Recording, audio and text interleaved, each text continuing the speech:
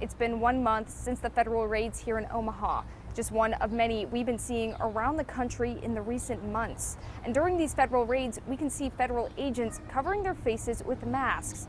This has caught the attention of California lawmakers who have introduced a bill that would ban federal agents from covering their faces. I spoke with policing experts, lawmakers, and our neighbors about this practice. Get pulled over. Saul Lopez says he understands federal agents want to protect themselves, but he believes wearing masks sparks fear. They are afraid that they're going to be taken down by a random group of people who do not have a way to identify who they are. And I think that's the problem at this point.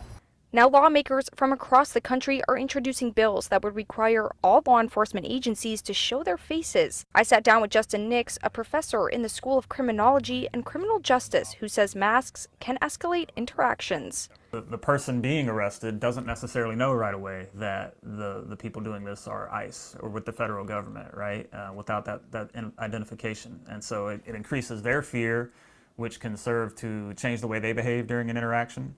According to Nix, it's likely federal agents feel like they are protecting themselves and their families. But he says this doesn't mean it's justified. It doesn't necessarily mean that we should allow agents en masse to cover their faces, right? It's just the optics of it are bad, scary even. And I think it probably does more harm than good in the aggregate. Videos from our archives of federal raids that happened in 2018. In these videos, agents aren't wearing masks. Representative Don Bacon says he's only noticed it in the last 3 or 4 months, but he says it's because federal agents, like ICE, have more of a safety risk right now.